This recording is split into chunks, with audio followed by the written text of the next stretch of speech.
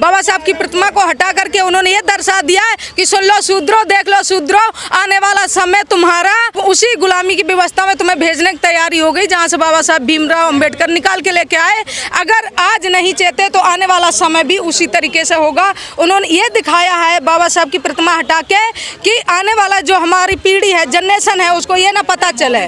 पिछड़े नहीं है, वो RSS के पुतले हैं। मोदी जी तो हैं, मोदी जी प्रधानमंत्री जी भी हैं, देश के प्रमुख भी हैं, लेकिन जो काम करते हैं वो एक कठपुतली की तरह काम कर रहे हैं। RSS के इशारे पे उनका कोई वजूद नहीं है। केसों से ये कल्पना नहीं डालती है। बाबा साहब की बेटी हूँ मैं जान दे सकती हूँ, जान ले सकती हूँ, अपने अधिकारों से समझौता नहीं कर सकती हूँ। ये आंदोलन में हमें कितनी परेशानियां झेलनी पड़ी वो मुझे पता है। जगह जगह LIO आगे पीछे लगे रहे और जगह जगह हमारी गाड़ियां रोकी गई, जगह जगह हमें प्रताड़ित किया गया और वार्निंग दी गई कि आप यात्रा बंद कर दो, नहीं तो अभी जो निर्भया कांड हुआ, फलाना हो गया, ठिकाना होगा, उस तरीके से कर देंगे। मैंने कही मैं अधिकारों की यात्रा निकाल रही हूँ, अपने देश, अपने संविधान, अपने लोकतंत्र को बचाने के लिए यात्रा निकाली है। मैं समझौता नहीं कर सकती हूँ, चाहे मुझे इसके लिए फांसी पे चढ़ना पड़ जाए, मैं पीछे नहीं हटूंगी। आप किसान आंदोलन में भी आती थी। बिल्कुल, आपका तो काम है ये देखिए। आंदोलन हमें अपने हक अधिकारों के लिए रोड सड़कों पे, जब सरकार हमें संवैधानिक रूप से हमारे अधिकारों को छीन रही है,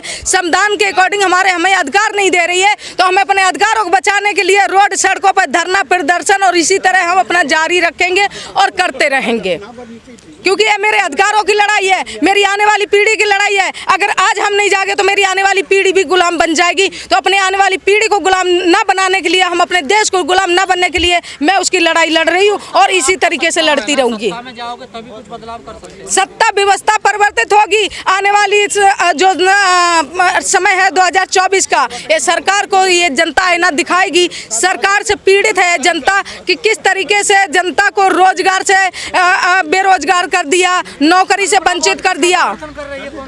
मैं किसी पार्टी का समर्थन नहीं कर रही हूँ। जो जनता की आवाज़ उठाएगी, जो हमारे देश की आवाज़ उठाएगा, जो संविधान की आवाज़ उठाएगा, जो संविधान के हित की बात करेगा, जनता के हित की बात करेगी, हम उसके साथ हैं। हम अभी किसी हमारी कोई पॉलिटिकल पार्टी से रेट नहीं है।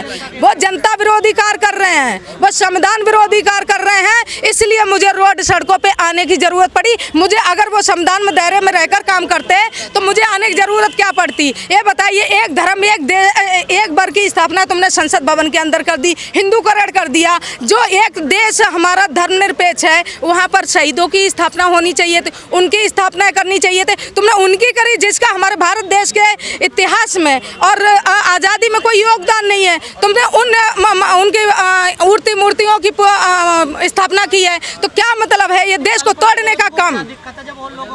हमें दिक्कत है, हम पागल नहीं है, हम बाबा साहब के वंशज हैं, बाबा साहब के अनुयायी हैं। हमने देखा है कि जो हमारे लोग संसद में चुन के गए हैं हमारे जनता के द्वारा, वे ही लोग अपनी कलम के द्वारा हमारे बहुजन समाज के अधिकारों को खत्म करने का काम कर रहे हैं। जब मैंने ये चीज़ देखी कि मेरे देश भारत को मेरी ज़रूरत है, मेरे संविधान को मेरी ज़रूरत है, क्योंकि ये तानाशाही लोग हमारे देश पे कब्जा करे बैठे हैं और हमारे आने वाली पीढ़ियों को गुलाम बनाने का काम कर रहे हैं। संविधान में संशोधन करके, आर्टिकल्स को कमज़ोर करके ये हमारे अधिकारों को छीनने का काम कर रहे हैं। इन्होंने निजीकरण करके उन्होंने आरक्षण दूसरी तरीके से ख़त्म कर दिया, हमें बेरोजगार बना दिया, शिक्षा को महंगा कर दिया, हमें शिक्षा से वंचित कर दिया। जो हमारे बाबा साहब ने कहा था, जो शिक्षा वो शेरनी का दूध है, जो पिएगा वो दहाड़ेगा। इसलिए हमारे लोगों को उन्होंने शिक्षा से वंचित किया है। शिक्षा इतनी महंगी कर दी कि हमारे लोग अपने बच्चों को पढ़ा ही नहीं सकते हैं और प्राइमरी स्कूलों में पढ़ाई होती ही नहीं है, क्योंकि वहाँ कटोरा थमा दिया जाता है। तो हमारे लोग कहाँ जाएंगे?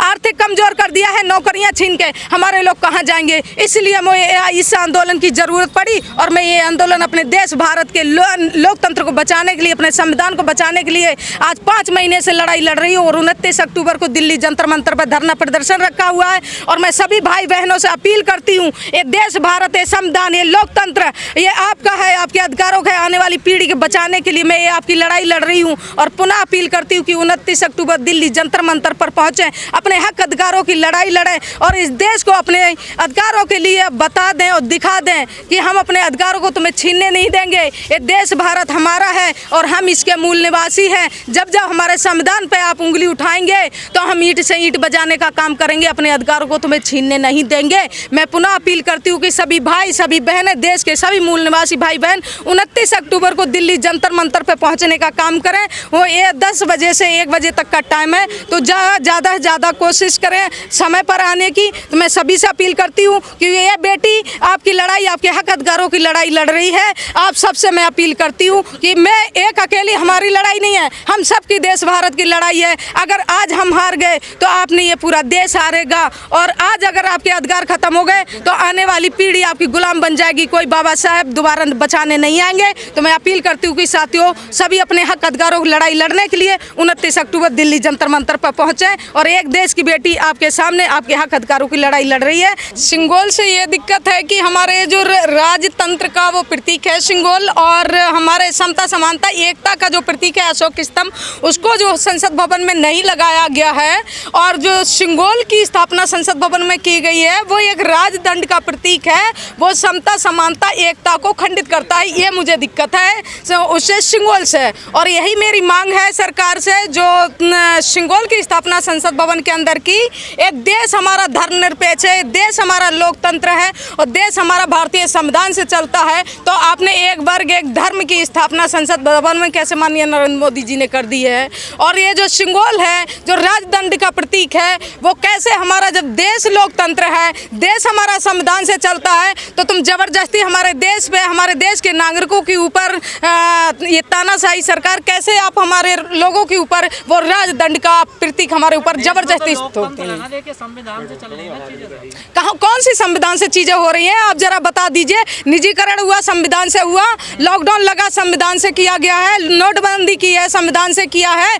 कौन से ऐसे कार्य हैं जो अभी वर्तमान में निजीकरण किया गया है वो संविधान से मुद्दा नहीं। कौन से संविधान का उल्लंघन करके सरकार कर रही है, मैं उसके विरोध में कर रही हूँ कि संविधान हमारा समता समानता एकता का प्रतीक है, न्याय का है। तो संविधान के अकॉर्डिंग ही सरकार कार्य कर सकती है। जब सरकार संविधान से अलग हटके काम करेगी, मैं जब इसी तरीके से आवाज़ उठाऊंगी। और ये आंदोलन में 2 सितंबर से तो मैंने लखनऊ परिवर्तन चौक से यात्रा निकाली थी। आज हमने 75 जिले में से 65 जिले कवर करके आज मैं दिल्ली की धरती अंबेडकर भवन पहुंची हूं। और दिल्ली के जितने भी आसपास के जिले हैं वो हमारे 4-5 दिन बचे हैं और 4-5 ही जिले बचे हैं, तो वो मैं कवर कर रही हूँ। बिल्कुल खुल के विरोध कर रहे हैं, क्योंकि ये समता समानता एकता और बंधुता के विरोध में काम कर रही, संविधान विरोधी कार्य कर रही है सरकार। और ये देश हमारा धर्मनिरपेक्ष है, संविधान से चलता है। संविधान के विरोध में अगर कोई भी कार्य सरकार करेगी, हम सरकार का मुंह तोड़ जवाब देंगे। कौन सा निजीकरण, संविधान अधिकार देता है निजीकरण का। यहाँ से हमारा आरक्षण खत्म होता है, हमारे रोजगार खत्म करती है सरकार। निजीकरण के द्वारा करके हमारा जो आरक्षण है वो खत्म किया गया। और जो उनके ठेकेदार बैठा दिए गए हैं, वहाँ क्या हमारे लोगों को ले लिया जाएगा? Bahujan Samaj SC ST OBC का कौन सा बंदा लिया जा रहा है? आंदोलन से सिंगोल हट जाएगा लगता है आपको? बिल्कुल सिंगोल हटेगा और बचेगा, क्योंकि मैं ये आंदोलन 29 अक्टूबर के बाद भी जारी रहेगा। ये हमारा सांकेतिक आंदोलन है कि सरकार मान जाए, जो समता समानता एकता बंधुता का हमारा जो अशोक स्तंभ, उसकी लाट लगाई जाए। बाबा साहेब की प्रतिमा जो संसद भवन के अंदर नहीं है, जो कि उन्होंने हमारी विरासत पे हमला किया है। हमारा यात्रा निकालने हम खुद का अपना पैसा लगा कर रहे हैं, हमें कोई किसी की ना, हमारा कोई पार्टिकल से रिलेटिव है, कोई पॉलिटिकल से तो है नहीं। सामाजिक आंदोलन है, समाज के लोग जो भी ये खाने के देते, रहने के देते, चलने के देते, उन्हीं से हमारा आंदोलन चल रहा है।